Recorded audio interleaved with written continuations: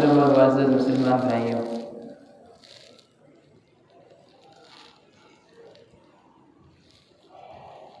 ہر انسان یہ چاہتا ہے کہ وہ قابل رشک زندگی گزارے، وہ ایسی زندگی گزارے جس زندگی گزارنے کا ہر دوسرا شخص خواہش مند ہو، قابل تقلید زندگی گزارے، اس کی زندگی دوسری زندگیوں کی نسبت مثالی زندگی ہو اور وہ دوسروں کے لیے ایک رول ماڈل والی زندگی گزارے۔ ہر شخص کی یہ خواہش ہے، اور میں اور آپ دیکھتے ہیں کہ اس بات کا آج کل کچھ شور بھی بہت زیادہ ہے۔ مختلف لوگ جنہیں ہم موٹیویشنل اسپیکرز کہتے ہیں، موٹیویشنل اسپیکرز یعنی جو لوگوں کی ہمتوں کو بڑھانے کے لیے طریقے تجاویز بتاتے ہیں، اچھی بات ہے، اچھا کام کر رہے ہیں،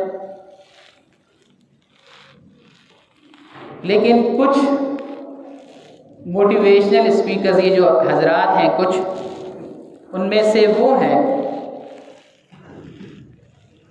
جو ہمیں ایسی زندگی آئیڈیلائز کر کے بتاتے ہیں، ایسی زندگی مثالی زندگی بتاتے ہیں جو زندگی ہمارے دین کی تعلیمات کے مطابق مثالی اور قابل رشک نہیں ہے۔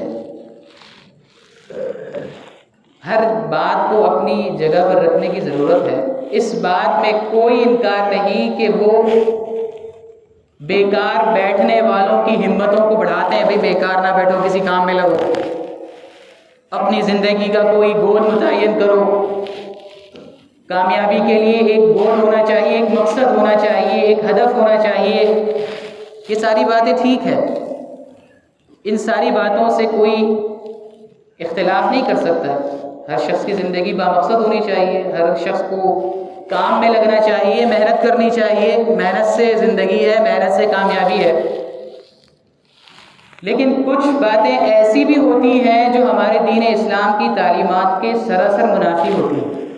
کچھ ایسی شخصیات کو وہ مثالی بنا کر پیش کرتے ہیں، فلاں شخص بلینئر ہے، ارب پتی ہے، دیکھو کیسا کامیاب ہے، کیسے چھوٹے سے کام شروع کیا تھا، ارب پتی بن گیا۔ یعنی کامیابی کا تصور تبدیل ہو رہا ہے۔ میں بھی سنوں گا، میں بھی یہ سوچوں گا یہ کامیاب ہے، فلانا شخص ملینئر ہے، یعنی ملینئر شخص کامیاب ہے۔ یہ باتیں ہمارے دین کی تعلیمات کے منافی ہیں۔ اس سے دنیا کا لالچ بڑھتا ہے، حرص بڑھتا ہے، اور پھر لالچ اور حرص انسان کو حلال حرام میں تمیز کرنے نہیں دیتا۔ ایک شخص کی بات سنی، ایک موٹیویشنل اسپیکر کی بات سنی، وہ کہتا ہے کیا غلط تصور ہمیں پڑھایا گیا ہے کہ جتنی چادر ہو اتنے پاؤں پھیلائے جائیں، چادر بڑی کرو۔ بات بظاہر بڑی اچھی ہے، چادر بڑی کرنے کے کچھ دین کے تقاضے بھی ہیں، یا چادر بڑی کرنے کے لیے حلال حرام کو بھی چھوڑ دیا جائے؟ چادر بڑی کرنے کی فکر کرو۔ تو یہ جو کچھ باتیں ہیں وہ ہمارے دین کے منافی ہیں، ذرا انہیں بھی ہمیں سمجھنے کی ضرورت ہے۔ ہمارے لیے جس شخصیت کی زندگی قابل رشک ہے، جس شخص کی زندگی قابل رشک ہے،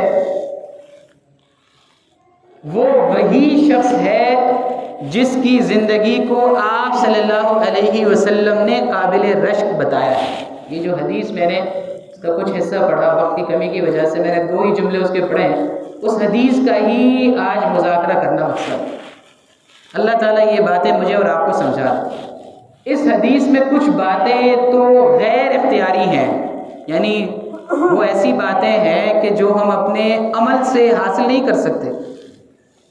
کچھ ایسی چیزیں ہیں جو اللہ کی عنایت ہے، اللہ کی رحمت ہے، اللہ سے مانگ سکتے ہیں، لیکن وہ ہم اپنے عمل سے حاصل نہیں کر سکتے۔ لیکن کچھ ایسی باتیں ہیں جنہیں ہم اپنے عمل سے حاصل کر سکتے ہیں، ان کی کوشش کرنی چاہیے، اور جنہیں حاصل نہیں کر سکتے ہیں ان کے لیے اللہ کے سامنے ہاتھ پھیلانے، اللہ ہمیں بھی عطا فرما، ہم بھی آپ صلی اللہ علیہ وسلم کے ہاں قابل رشک بن جائیں۔ کیا فرمایا آپ صلی اللہ علیہ وسلم نے؟ ان اغبط اولیائی عندی، کہ میرے دوستوں میں سے سب سے زیادہ قابل رشک زندگی اس شخص کی ہے، قابل رشک وہ شخص ہے لمؤمن،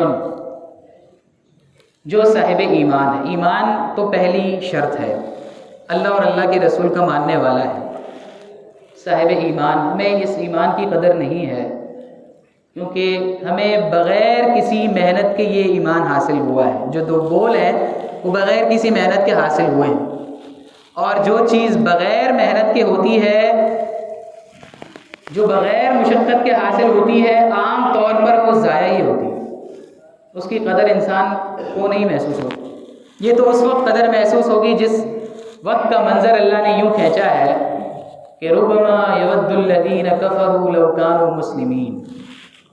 ایک دن ہوگا کہ جب ایمان سے محروم جو لوگ ہیں وہ قیامت کے دن اللہ کے سامنے اس تمنا اور خواہش کا اظہار کریں، کاش یہ نعمت ہمارے پاس ہوتی، ربما یود الذین کفروا لو کانوا مسلمین، کاش کہ یہ نعمت حاصل ہو۔ تو اس نعمت ایمان کی قدر کرنے کی ضرورت ہے۔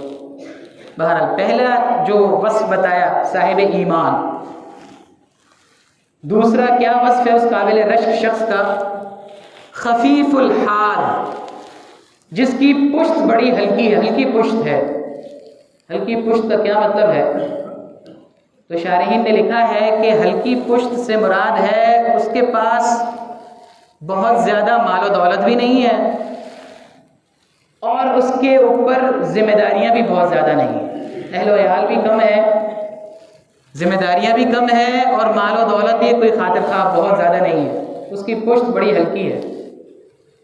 ہمیں جو بڑی میں اور ہم آپ للچائی ہوئی نظروں سے دیکھتے ہیں کہ یہ فلانی کوٹھی، فلانا بینک بیلنس، فلانی گاڑی، یہ ہمیں بظاہر بہت خوشنما چیزیں معلوم ہوتی ہیں، لیکن جن کے پاس یہ چیزیں ہوتی ہیں ان کی ذمہ داری بھی بڑھ جاتی ہے، ان کی پیٹھ بھی بڑی بوجھل ہوتی ہے، کیونکہ اس سارے سامان کو بچانا بھی ہے، بڑھانا بھی ہے۔ یہ فکر لائق ہو جائے، بچانا بھی ہے، بڑھانا بھی ہے۔ تو بہت زیادہ مال جو مجھے بڑا خوشنما نظر آتا ہے، اس خوشنما مال کے پیچھے پیٹھ بڑی بوجھل ہو جاتی، کمر بڑی بوجھل ہوتی ہے، سنبھالنا بھی پڑتا ہے، حفاظت بھی کرنی پڑتی ہے، اور اس کو پھر بڑھانے کا بھی ایک فکر پڑ جاتا ہے۔ تو دوسرا وصف اس قابل رشک شخص کا یہ فرمایا کہ اس کی پشت بڑی ہلکی ہے، زیادہ ذمہ داریاں بھی نہیں ہے، اور زیادہ مال و دولت بینک بیلنس بھی نہیں ہے۔ اب آپ مجھے بتائیے کہ ہمارے جتنے بھی موٹیویشنل اسپیکرز ہیں وہ تو سارا مرکزی نقطہ ان کا یہ ہوتا ہے کہ فلانی مثالی زندگی دیکھو، اور فلانے کے پاس اتنے بینک بیلنس ہے، فلانے کے پاس اتنی مال و دولت ہے۔ یہ بہت زیادہ سمجھنے کی ضرورت ہے، یہ ہمارے دین کے منافی تعلیم ہے، یہ ہمارے دین کے منافی تعلیم۔ جتنا زیادہ مال ہے اتنی زیادہ ذمہ داریاں ہیں۔ بہت اچھی بات ہے، مال کا بڑھوتری ہونا بھی بڑی اچھی بات ہے، لیکن اسی کو خوش قسمت سمجھنا، اسی کو رول ماڈل بنا لینا، یہ ہے غلط بات۔ اسلام کی نگاہ میں وہ رول ماڈل نہیں، وہ مثالی شخصیت نہیں۔ تیسری کیا وصف ارشاد فرمایا؟ تیسرا وصف فرمایا کہ وہ ہے ذو حظ من الصلاۃ، نماز کے بارے میں بڑا خوش قسمت ہے۔ کیا مطلب خوش قسمت ہے؟ نماز کی لذت اسے حاصل ہے، نماز پڑھنے میں اسے مزہ آتا ہے، بڑا خوش قسمت ہے نماز کے بارے میں۔ بھائی نماز پڑھنے میں صحابہ کرام کو مزہ آتا تھا، تبھی تو تیر لگنے کے بعد نماز نہیں چھوڑتی تھی، تبھی تو ساری رات نماز جب پڑھتے تھے تو نیند نہیں آتی تھی، تبھی تو ایسے واقعات بھی ہمیں نظر آتے ہیں کہ نماز پڑھتے ہوئے آس پاس لگنے والی آنکھ کا علم نہیں ہوا، آنکھ بھڑک اٹھ رہی ہے اس کا علم نہیں ہوا۔ یہ نماز کی لذت اور مناجات کی لذت تو تھی، کیا لذت ہوگی، اللہ تعالیٰ ہمیں وہ لذت نصیب فرما دے۔ یہ قصے افسانے نہیں ہیں، یہ واقعات حقیقت ہیں۔ کہ صحابہ کرام کو نماز میں جو لذت ملتی تھی، تیر لگا، خون بہ رہا ہے، نماز نہیں توڑی. میں اور آپ نے واقعہ سنا ہے، فضائل اعمال میں حضرت شیخ نے لکھا ہے، تعلیم میں اور آپ بیٹھتے ہیں سنتے ہیں واقعہ بار بار کہ تیر لگا ہے، خون بہ رہا ہے، نماز نہیں ٹوٹی ہے. اللہ کے رسول مزہ اتنا آ رہا تھا، دل نہیں چاہا کہ سورہ کہف پوری کرنے سے پہلے نماز پڑھو. یہ خیال آیا کہ دشمن کی طرف سے تیر لگا ہے، پیچھے لشکر کو کوئی نقصان نہ پہنچ جائے، میری ذمہ داری ہے، گارڈ مقرر ہوں، چوکیدار ہوں، پیچھے نقصان نہ پہنچے، اس وجہ سے نماز توڑنی پڑ گئی، ورنہ تو بھی نماز اور لمبی کر دیتے. یہ لذت مناجات مجھے اور آپ کو اللہ نصیب کرتا ہے، یہ لذت مناجات حاصل ہو، یہ قابل رشک صفت ذو حظ من الصلاۃ، نماز میں مزہ آ جائے. چوتھی کیا صفت فرمائی؟ احسن عبادت ربہ، نماز کے علاوہ بھی جتنی عبادتیں ہیں بڑے اچھے انداز سے ان عبادتوں کو ادا کرنی ہے. جیسے جس عبادت کا ادب ہے اس ادب کے ساتھ اس عبادت کو اچھی طرح ادا کرنے والا ہو. علماء نے لکھا ہے ایسا جیسے کوئی اپنے محبوب کو جب تحفہ پیش کرتا ہے تو بڑا اچھا خوبصورت بنا کے پیش کرتا ہے، اس کے منہ پہ مارنے جیسا پیش نہیں کرتا، بڑا خوبصورت بنا کے پیش کرتا ہے. ایسے ہی میں اور آپ اللہ کے سامنے اللہ کی کوئی عبادت کریں تو اس کا انداز ایسا ہو کہ بڑے خوبصورت انداز سے ہم اس کو اللہ کی بارگاہ میں پیش کریں. ایسا نہ ہو کہ ہماری نماز ایسی ہو جو ہمارے لیے بد دعا کرتے ہوئے اوپر جائے. چوتھی صفت، یہ بڑی بنیادی صفت، اطاعہ فی السر، کہ لوگوں کے دیکھتے ہوئے تو اچھا بننا بڑا آسان ہوتا ہے. لوگ دیکھ رہے ہوں تو انسان لوگوں کی شرمندگی کے مارے بڑا ٹھیک رہتا ہے، گناہ کی طرف بڑھنے سے ہچکچاتا ہے. کیمرے کی آنکھ دیکھ رہی ہو تو موٹر وے پر ایکسیلیٹر پر پیر نہیں دبتا، کیمرے کی آنکھ دیکھ رہی ہے، آگے پکڑا جاؤ گا چالان پڑے گا، کیمرے کی آنکھ دیکھ رہی ہے. یہ قابل رشک مومن وہ ہے جو اللہ کی دیکھتی ہوئی آنکھ سے ڈرتا ہو. اطاعہ فی السر، اکیلا بیٹھا ہے، کوئی نہیں دیکھ رہا، تب بھی اس کے دماغ میں یہ تصور ہے کہ خدا کی آنکھ مجھے دیکھ رہی ہے، اور وہ خلوت میں تنہائی میں اللہ کو ماننے والا ہو، تنہائی میں اللہ کے سامنے سر جھکانے والا. یہ ہے قابل رشک. چوتھی صفت. پانچویں صفت، وکان رزقہ کفافا، کہ اس کی روزی تھوڑی ہو، روزی تھوڑی ہو، کفافن کفایت والی ہو، نہ ضرورت سے بہت زیادہ ہو نہ ضرورت سے بہت کم ہو، ضروریات پوری ہو رہی ہو. اور دوسری بات کہ ضروریات پوری ہونے والی روزی ہو تو دل میں شکوے شکایت نہ ہو، وصبر علیہ، دل سے صبر ہو. کفایت والی روزی ہے، اے اللہ تیرا احسان ہے، ضروریات پوری. اگر کفایت والی روزی ہے اور وہ جو محاورہ ہے کہ مرتا کیا نہ کرتا، اتنی ہے تو بس گزارا ہی کرنا ہے، یہ مراد نہیں.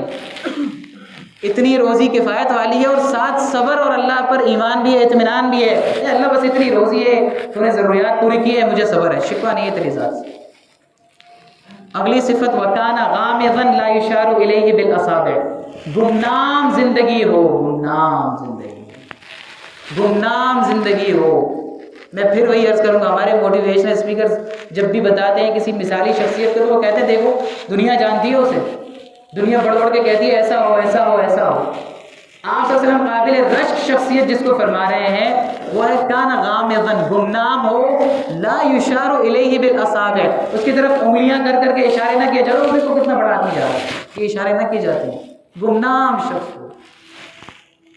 عجلت منیتہ، موت آ جائے ذرا جلدی، موت جلدی آ جائے اسے، بیماری کا دورانیہ بڑا نہ ہو، بیماری میں سسکنا نہ پڑے، جلدی موت آ جائے. اور ساتھ علماء نے لکھا ہے کہ جس کا دل کا تعلق دنیا سے جتنا زیادہ کم ہوگا اس کی روح کے نکلنے میں اتنی زیادہ آسانی ہوگی. یہ بات کہ روح فوراً نکل جائے، وقت آئے دنیا سے کوئی تعلق نہیں، آخرت کی رغبت ہے، دوست کے پاس پہنچنا ہے، اللہ دوست ہے، دوست کے پاس پہنچنا ہے تو پھر دیر کس بات کی، لے جاؤ بھی لے جاؤ. عجلت منیتہ، جلدی روح نکل جائے. قلت بواکیہ، رونے والے بھی زیادہ نہ ہو. رونے والے جب روتے ہیں تو بولتے ہیں فلاں بہت ایسا تھا ایسا تھا ایسا تھا، اور انسان میں اگر وہ صفت نہ ہو تو فرشتے کہتے ہیں تو ایسا تھا لوگوں کے سامنے دکھلاوے جو کیے تھے ایسا تھا، وہاں پر بھی انسان کو پشیمانی ہو، قلت ہوا کہ رونے والیاں بھی کم ہو، وقلت راسبو، اس کا مال وراثت ترکہ بھی کم ہو، تھوڑا سا مال چھوڑا ہو، پتہ نہیں نہ جانے ہزاروں لاکھوں کا بینک بیلنس چھوڑا ہے، پیچھے اولاد میں وہ مال تقسیم ہوا اور وہ مال اللہ کی نافرمانی میں لگتا رہے، اللہ تراثو، تھوڑی سی میراث چھوڑی۔ یہ شخص جس کے اندر یہ ساری صفات ہیں، آپ صلی اللہ علیہ وسلم نے اس کو قابل رشک کرنا ہے، یہ زندگی آپ صلی اللہ علیہ وسلم نے قابل رشک کرنا ہے، اس شخص کو مثالی شخص کہا ہے، یہ شخص ہے آپ صلی اللہ علیہ وسلم کی نگاہ میں مثالی۔ اللہ تعالیٰ مجھے اور آپ کو یہ سمجھ نصیب فرما دے، اور ہمیں بھی جو باتیں ہمارے اختیار کی ہیں اس مثالی شخصیت کی، وہ ہمیں اختیار کرنے والا بنا دے۔ وآخر دعوانا الحمدللہ رب العالمین۔